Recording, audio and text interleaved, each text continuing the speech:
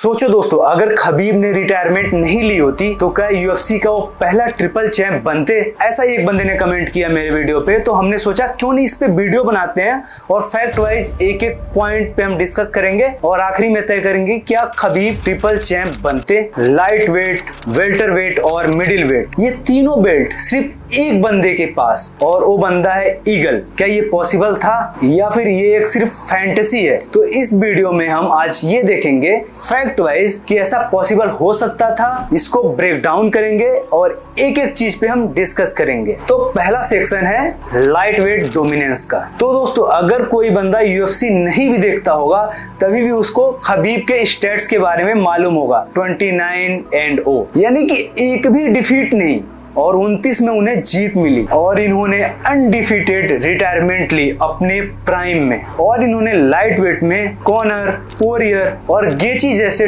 Top contender को easily dominate किया। उनका गेम प्लान सिंपल था, smash and smash, distance close करो, टेक डाउन पकड़ो, ग्राउंड पर ओपोनेंट्स को चिपका दो और फिर ग्राउंड एंड पाउंड या फिर चोक फिनिश। और सबसे अलग चीज जो खबीब में थी कि केज के अंदर ओपोनेंट्स से जब फाइट करते थे तो उनसे बात करते थे, जैसे माइकल जॉनसन से वो बात कर रहे थे कि यू मस्ट गिव अप। और कॉर्नर वाली फाइट कौन बोल सकता है जिसमें उन्होंने बोला कि लेट्स टॉक, चलो अब यहाँ बात करते हैं, तुमको क्या बात करनी थी। और ये सिर्फ एक फाइट नहीं थी, एक साइकोलॉजिकल डोमिनेंस भी था। दूसरा सेक्शन आता है हमारा वेल्टरवेट मूव का। तो सोचो दोस्तों, अगर खबीब 170 पाउंड्स में जाते या फिर वेल्टरवेट में मूव होते तो उस टाइम के चैंपियन थे कमारू उस्मान और बाद में लियोन एडवर्ड। उस्मान एक पावर रेसलर, कार्डियो मॉन्स्टर और नॉकआउट पावर के साथ, लियोन एक dangerous striker, high level kick boxer और टेक डाउन डिफेंस भी सॉलिड। और खबीब के मैनेजर अली अब्दुल अजीज हमेशा कहते थे Khabib is strong enough to beat welterweights. लेकिन रियलिटी ये है कि वेल्टरवेट्स नेचुरली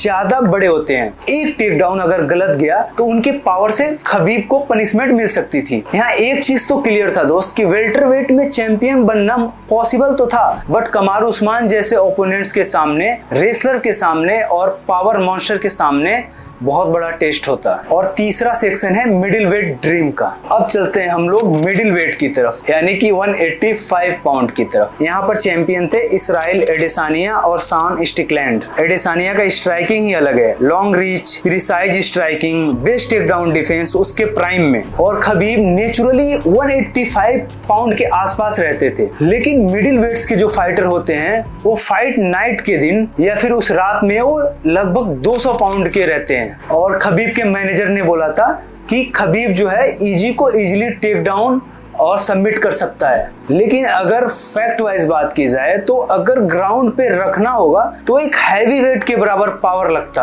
एक एग्जांपल याद करो, डेनियल कॉर्मिये हैवी वेट में जब गया उसने बोला साइज का डिफरेंस बहुत मैटर करता है। तो मिडिल वेट बेल्ट खबीब के लिए बहुत बड़ा चैलेंज होता, ऑनेस्टली अगर बोला जाए तो। हमारा अगला सेक्शन है fear factor and hype. Khabib का एक और सीक्रेट पावर था, वो था मेंटल एज। वो सिर्फ फाइट जीतता नहीं था, ओपोनेंट्स के कॉन्फिडेंस को तोड़ देता था। सोचो दोस्तों, अगर खबीब मिडिल वेट या वेल्टर वेट के लिए जाता तो पेपर व्यू का जो रिकॉर्ड है वो सब कुछ तोड़ देता। टिकट्स इतने बिकते कि लोग पागल हो जाते। सबसे बड़ा हाइप होता Khabib versus Usman, brothers turn rivals. अगर वहीं पे खबीब और एडेसानिया की फाइट होती तो यूएफसी हिस्ट्री की one of the biggest fight में से एक होती। आप लोग बहुत कंफ्यूज होंगे, इसलिए अगला जो सेक्शन है वो है रियलिटी चेक। लाइट वेट में खबीब अनबीटेबल था, बिना किसी डाउट के उसे कोई नहीं हरा सकता था। और वेल्टरवेट में खबीब के जीतने के चांसेस थे,